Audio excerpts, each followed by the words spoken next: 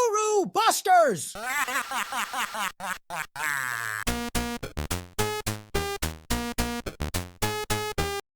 Welcome back to the channel. Last year within our Fake Trader Fails series, we exposed the infamous Betfair Trading Community for what they are.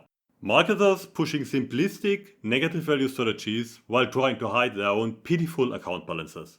The pressure was on. What followed was a masterclass in guru damage control and a move so unusual, it's worth breaking down. Because for the first time, one of them has actually provided a form of the very thing we've been demanding. Notarized proof. But is this a genuine move towards transparency, or is it just the next level of the game? Let's find out.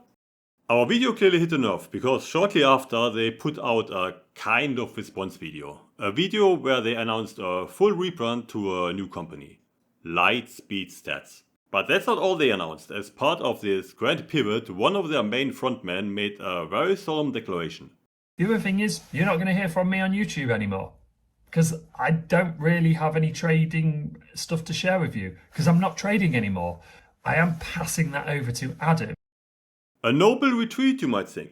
He is stepping aside. It's over. Except it was a complete lie. Because here we are, months later, and what do we see? The very same two individuals are still pumping out the same old drivel on the original channel. The great retirement lasted about as long as one of their trading strategies. This wasn't a change of heart, it was a performance. A calculated attempt to deflect criticism by pretending to step aside, while carrying on business as usual. But the most damning admission in his entire video wasn't even about his fake retirement, it was how he introduced his partner, Adam. Listen very carefully to the exact words he uses. I am passing that over to Adam, who built the horse racing software and the football software. Now, just to let you know, Adam is a real trader who does pay premium charge. And if you click the link below, you'll be able to go to the new Lightspeed Stats software, the website, and you'll also see his premium charge statement that's on that page. There's also a link below to the new YouTube channel. Did you catch that? He doesn't just say Adam is a trader. He makes a point to say Adam is a real trader. Why would you need to specify that one member of your team is a real trader? You do it when you know the others aren't. This is the unintentional confession. By desperately trying to build a credibility shield around Adam, he's admitting that he and the other frontmen are not in the same category. They are the marketers, the presenters, the faces. Adam, supposedly, is the real one. This isn't just an observation, it's the entire premise of their desperate pivot. They are trying to transfer credibility. Our brand is shot, my reputation is in tatters, he's effectively saying.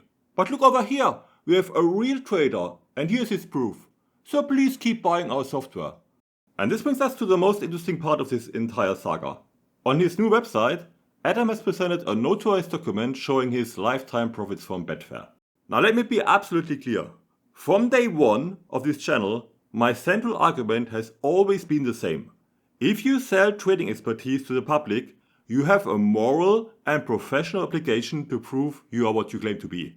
Not with cherry-picked screenshots, not with flashy profit and loss graphics, but with verified, notarized, long-term evidence of profitability. I have pushed for this standard relentlessly, and in this instance, Adam has taken a step to meet the standard. So for the act of providing this document, for actually putting something on the table instead of just hiding, I will give him credit. This is, on the surface, a win for transparency and exactly the kind of pressure we aim to apply. But providing a document is one thing. What that document actually says, and more importantly, what it doesn't say, is another thing entirely. By presenting this proof, he's invited scrutiny. And scrutiny is what we do best. So after that video in November, I went on their new website where a screenshot of Adam's Premium Charge page from June last year was displayed. At the time it wasn't notarized, and I instantly spotted something that made me think, this has to be fake. See if you can spot it. With net profits of $268,000 and a commission to profit ratio of nearly 7%, this account should have been hit with a 50% premium charge, not 20%. My immediate conclusion was that the numbers had been manipulated. However, a few weeks later they published this version. Now it's notarized. Interestingly, by the same London notary I've used myself. So the numbers are real.